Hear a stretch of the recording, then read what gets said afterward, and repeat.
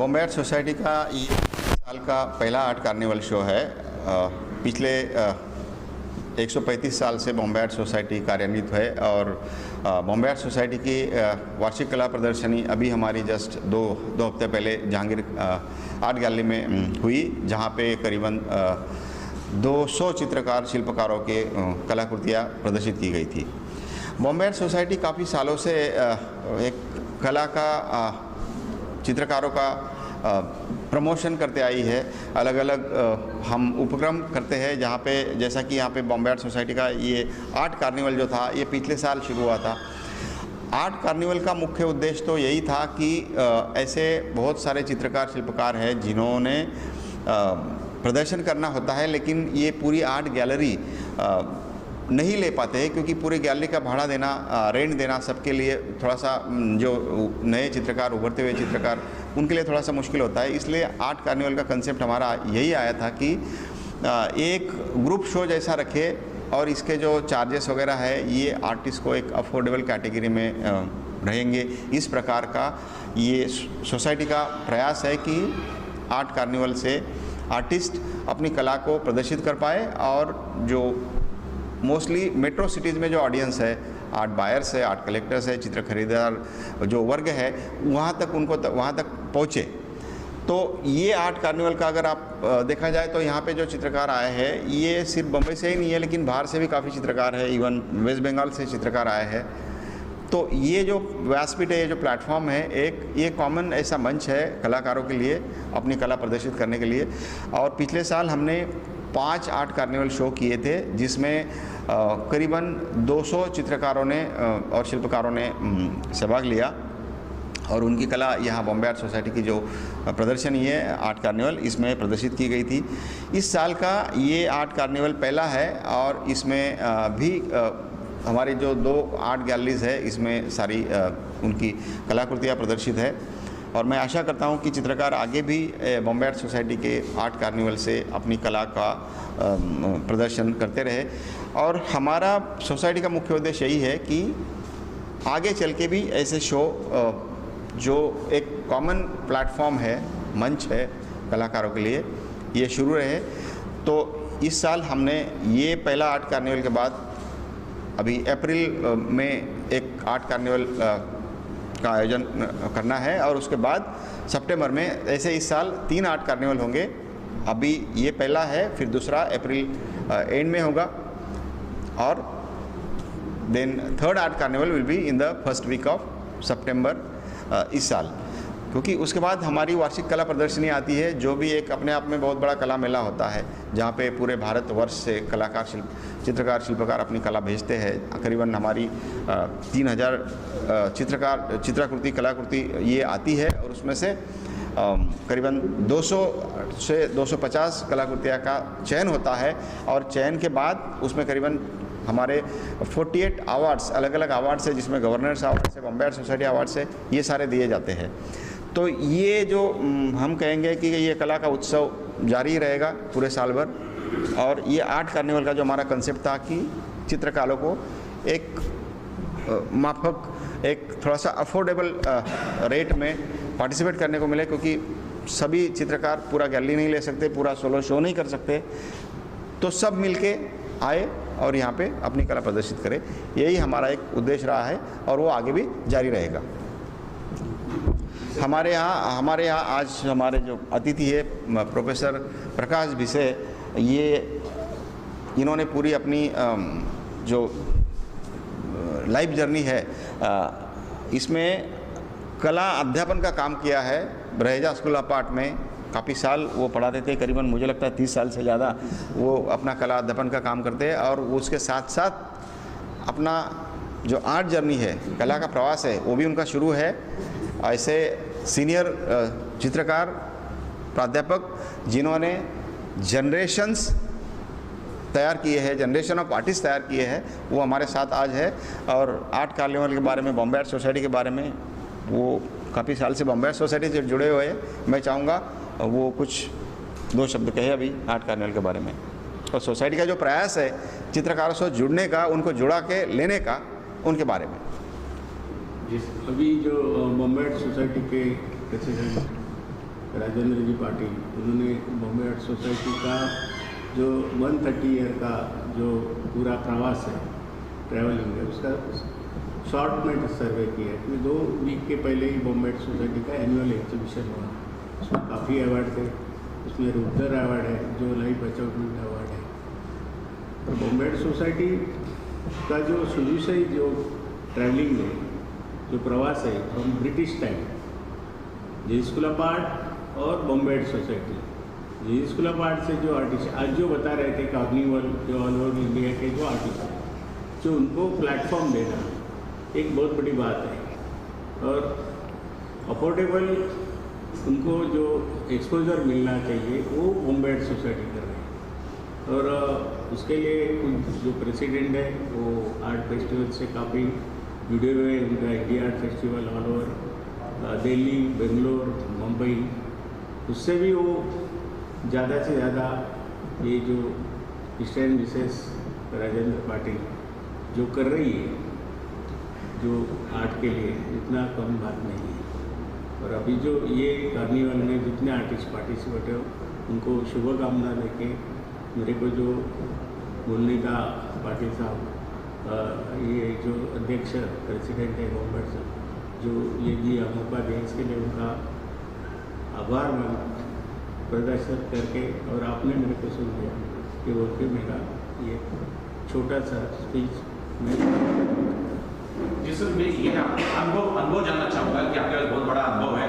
ये अनुभव जानना, शुरुआत में काफ़ी लोग आर्ट्स उनको चाहिए, आर्ट्स करना चाहते हैं लेकिन करते नहीं। अमुक समय हो जाता है जब कुछ बूढ़े हो जाते हैं, पैसे से कमा लिए होते हैं, तब उनको अपने अंदर की जो कला है बाहर आती है कि अब हमें आर्ट्स करना चाहिए। ऐसे लोगों को किस तरह से आप मोटिवेट करिए, क्या उनको करना चाहिए, आर्ट में आना चाहिए? देखो, म्यूजिक जो है क्लासिकल म्यूजिक, तो लोग रोज सा लगाते हैं, सा रे ग म, वैसा आर्टिस्ट ने भी रोज उसके लिए रियाज करने चाहिए, चाहे वो स्कल्पटर हो, ग्राफिक पेंटर हो, उसके लिए कुछ नया खोज रहेगा इनमें से, तो ये प्लेटफॉर्म आपको मिल सकता है। हाँ, क्योंकि लकीली मैं सब यूरोप म्यूजियम घूम के आया, पेरिस आया, रोम आया, एम्स्टर्डम आया, तो उन लोग का देखेगा तो पूरा इन्फ्लुएंस अपने ऊपर भी है, क्योंकि ब्रिटिश टाइम थे, क्योंकि इसका बॉम्बे से इस्टेब्लिश 1888 में हुआ।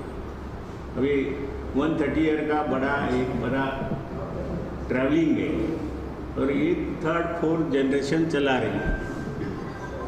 तो अभी प्रॉब्लम क्या है कि जितने भी स्टूडेंट हैं नए, उनको लगता है कि झट से मेरे को एक्सपोजर मिलना चाहिए, तो उसके लिए पूरा ग्रेजुएशन के बाद कुछ काम करना चाहिए, तो कुछ स्टाइल आएगा। हाँ, तो फिर एक्सपोजर एकदम आप शॉर्टकट ढूंढने के तो बहुत बड़ा प्रॉब्लम है। सर, आपसे जानना चाहिए 2022 से जब आपने शुरू किया आर्ट कार्निवल, बहुत अच्छा सराहना हुई, बहुत अच्छा रिस्पॉन्स भी मिला है। अब 2023 है सर, और थोड़ा ये जानना चाहें किस प्रकार की प्लानिंग है कि और कब होने वाला है आर्ट कार्निवल, जो दर्शकों को बता सकें? ऐसा ना कि आर्ट कार्निवल का हमने जैसा कहा कि उद्देश्य तो यही रहा है कि चित्रकार मुख्य प्रवाह में अपनी कला प्रदर्शित कर पाए। और 2022 में तो ये कोविड के बाद पहला ही साल था, तो चित्रकार काफ़ी बड़ी संख्या में आए। करीबन एक आर्ट कार्निवल में 100 से ज़्यादा कलाकृतियाँ प्रदर्शित की गई थी। 50 आर्टिस्ट, 60 आर्टिस्ट ऐसे चित्रकार शिल्पकार आर्ट कार्निवल के प्रदर्शन में आते थे। अभी ये आर्ट कार्निवल देखा जाए तो ये साल की शुरुआत है। अभी हमारा जो एक बड़ा शो है, एनुअल आर्ट शो, वो ख़त्म होने के बाद ये आर्ट कार्निवल इमीडिएट हो रहा है। फिर भी इसमें देखा जाए तो पूरे इंडिया से काफ़ी चित्रकार शिल्पकार आए हैं, और ये प्रयास रहेगा कि ज़्यादा से ज़्यादा चित्रकार शिल्पकार जिनको जो मुंबई जैसा महानगर है, बड़ा शहर है जहाँ कला प्रदर्शित करना बहुत मुश्किल होता है।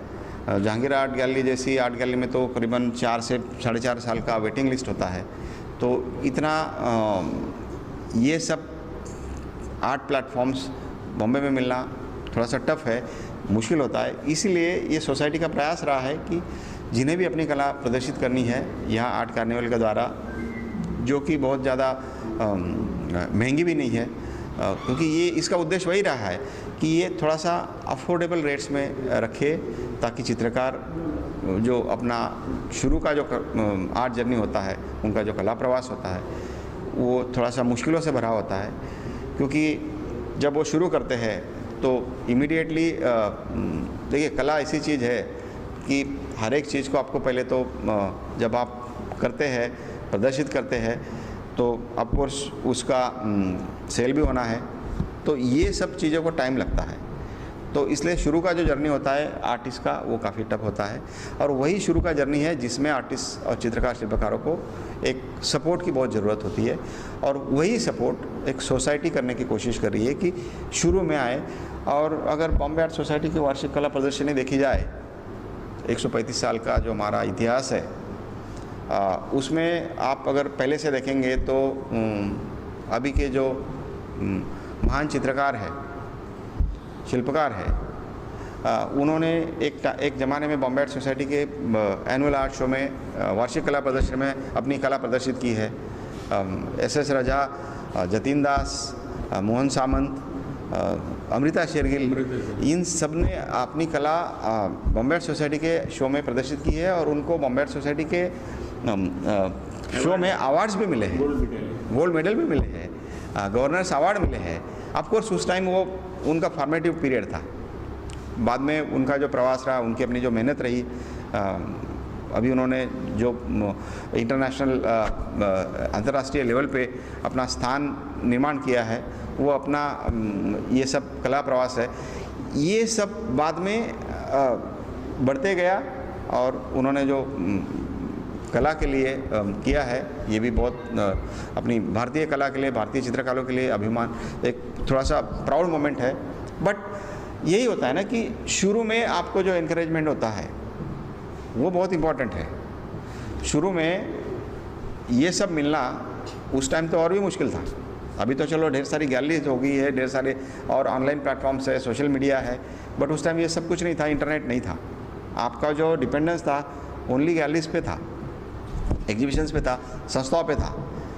तो ये अभी हम लोग बॉम्बे आर्ट सोसाइटी में यही एक हमारी ये है उम्मीद है कि ये हम शुरू रहे और ज़्यादा से ज़्यादा चित्रकारों के पास, शिल्पकारों के पास पहुँचे, उनको यहाँ मुंबई जैसे महानगर में लाए और उनकी कला प्रदर्शित करें। तो मेरा नाम हितेश सोमपुरा है और यहाँ पर मेरी 2 पेंटिंग्स लगाई हुई है। दोनों पेंटिंग्स जो है वो आबू दिलवाड़ा में जो मंदिर है उसके बारे में है। ये जो आप पहली पेंटिंग देख रहे हैं वो एक्चुअली जो मंदिर जो बने हैं वो तो सफ़ेद पत्थर से बने हैं, लेकिन मंदिर में जो कार्विंग है उसकी जो रिचनेस है, वो रिचनेस को दिखाने के लिए मैंने पर्पल कलर का यूज़ किया है, जिससे एक यूनिक पिक्चर बनता है जो कि आप पेंटिंग में देख सकते हैं, जैसा कि कहीं नहीं देखा जाता। दूसरा जो पेंटिंग है वो दिलवारा टेम्पल का डोम है। जब भक्त अपनी भक्ति करता है तो उसे कई चमत्कार के अनुभव होते हैं, उसे कई अनुभव ऐसे होते हैं जिसमें उसे अलग अलग तरह की लाइट दिखती है, भगवान के अलग अलग स्वरूप दिखते हैं। तो ये सारी भावनाएं अलग अलग कलर के रूप में मैंने इस पेंटिंग में प्रस्तुत की है। ये मंदिर भी वाइट है टोटल, लेकिन उसमें अलग अलग कलर से एक कैलिडोस्कोपिक विजन जो भक्तों को मिलता है वो मैंने प्रेजेंट किया है। उसके अलावा मैं बॉम्बे आर्ट सोसाइटी और राजेंद्र पाटिल जी का बहुत बहुत आभारी हूँ कि उन्होंने ये आर्ट कार्निवल का ऑर्गेनाइजेशन किया है, जिससे नए आर्टिस्ट को भी प्रमोशन मिलता है और उसके अलावा जो ऑडियंस है, जो देखने वाले हैं, उनको भी अलग अलग आर्टिस्ट का के पेंटिंग्स एक ही जगह पर देखने को मिलते हैं। धन्यवाद। हिंदी मराठी नमस्कार, माझं नाव महेश वाघमारे, मी सोलापूरचा आहे आणि मी कलर पेन्सिलमध्ये काम करतो आहे। आत्ताशी माझी जर्नी चालू झाली आहे, याच्यामध्ये मला अजून खूप काही करायचं आहे, तर आत्ताशी माझी सुरुवात आहे, तर बघू काय पुढे होते, अजून इम्प्रूव्हमेंट करायची चालू आहे। तर हे माझं पहिलंच एक्झिबिशन आहे मुंबईतलं। थँक्यू, कसा सपोर्ट भेटतो आहे बघू। थँक्यू। मैम, क्या कुछ बोलना चाहेंगे आप अपनी पेंटिंग बारे में? नमस्ते, मेरा नाम निधि शर्मा है और मेरी एक पेंटिंग है एक्रेलिक ऑन कैनवस जिसका नाम मैजिकल फॉरेस्ट है। जब भी हम किसी भी जंगल में ऐसे जाते हैं तो मुझे बचपन से बहुत शौक़ था परियों का और इन चीज़ों का, तो मेरे को यही मन में आता था कि मैं जंगल में जाऊंगी तो मुझे परियां मिलेंगी, मेरे को जुगनू दिखेंगे और मुझे बहुत रंग बिरंगे फूल दिखेंगे। तो मेरा बचपन पहाड़ों में बहुत गुजरा है और उसी वजह से मैंने ये अपने बचपन का एक दृश्य इस पेंटिंग में दर्शाया है, जो कि मैं मैजिकल फॉरेस्ट इसलिए कहती हूँ कि मेरे अंदर जो बच्चा है एक अभी भी ज़िंदा है।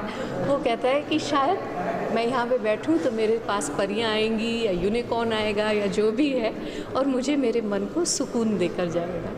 हाँ, मेरा नाम भाग्यश्री वाडकर, मेरा MFA हुआ है क्रिएटिव पेंटिंग में, और यहाँ पे ये प्रदर्शनी में मेरे ये 2 पेंटिंग्स लगे हुए हैं। सबसे पहले तो मैं बॉम्बे आर्ट सोसाइटी को थैंक यू कहना चाहूँगी, क्योंकि उन्होंने इतना एक अच्छा प्लेटफॉर्म दिया है आर्टिस्ट को, क्योंकि सोलो एग्जीबिशंस स्पेशली पहले पॉसिबल नहीं होते आर्टिस्ट को, तो ये एक अच्छा प्लेटफॉर्म है। और ये 2 मेरे पेंटिंग, इसमें मैंने अपना जो बचपन जहाँ पे मैंने बिताया, जो मेरा नेटिव प्लेस है which is from coastal region of Maharashtra, तो वहाँ के ये पेंटिंग्स, वहाँ के जो फॉर्म्स है like mountains, then this coconut trees and boats, तो ये सब मुझे ऐसे लगता है कि ये जो सारे नेचुरल फॉर्म्स है वो मेरे दिल के काफ़ी करीब है। तो जब भी मैं पेंटिंग करती हूँ तो यही अभी के लिए यही फॉर्म्स रिपीट हो रही है, और उसमें मैं अलग अलग टेक्निक्स में उसका एक्सपेरिमेंट कर रही हूँ।